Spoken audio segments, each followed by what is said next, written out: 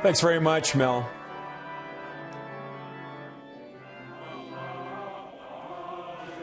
Thanks very much, Mel. Of course, April, probably the holiest month for the three great monotheistic religions.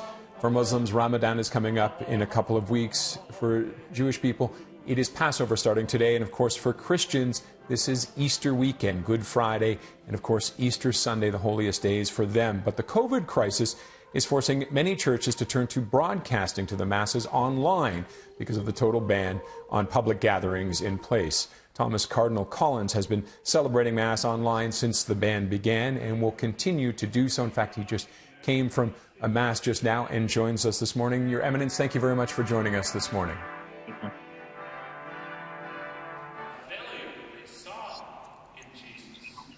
Your Eminence? Yeah, there we are. It's a nice a picture of the way things should be, but are not right now, I'm afraid. Yes. It is a difficult time. What has it been like for you for this adjustment for not having Mass and meeting the people, which is so important to you?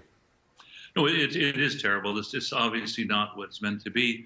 But we have to be responsible for other people and love your neighbor. And so for that reason, we obviously are not going to be gathering together until this is over. And so we do what we can. Mass is celebrated every day. I celebrate Mass in the cathedral every day, and unfortunately not with the parishioners present. But we do live stream it, and I just came from that this morning.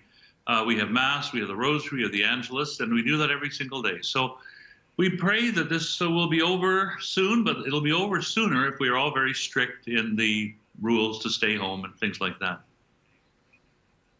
Absolutely. Do you find you're connecting with people in a different way, but strengthening the bonds that are already there? Yes, that's very true. We obviously need to be more active, not less active now during these days. And a lot of the priests are reaching out and the parishioners to one another through the internet, through telephone, and arranging to help people who are isolated or in need. I've been in touch, phoning people, emailing people, texting people, and I have some people over in Italy, are friends of mine, who are right in the heart of the crisis, and I keep in touch with them by email and by Skype. So, it is, we all need to be together, need to pray for one another, especially at this time. I saw a quote from you talking about your daily Mass on TV, saying this was for shut-ins, but now we're all shut-ins. There are some lessons we can take away from this, aren't there? Well, I think there are. We're forced to get away from our distractions. We run around in such a busy way day by day, and often we get caught up in things that aren't that important. When you're forced to slow down, to stop, to stay at home, it can have some stresses involved in that, obviously, but it also can help us to put aside unimportant things and spend the time thinking of what really matters. And I think particularly meditating upon life and death and how we're living our lives and what we need to do, how we can reach out to others, worship God and love other people.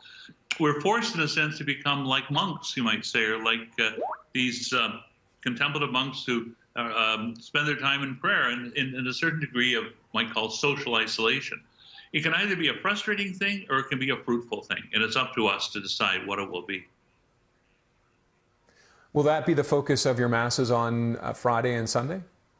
Yes, we'll all be talking about, obviously, the various, the reality of the ceremony. And we have a Holy Thursday tomorrow at 7, and then Good Friday at 3, as always. And in every parish of the diocese, the ceremonies of Holy Week will continue.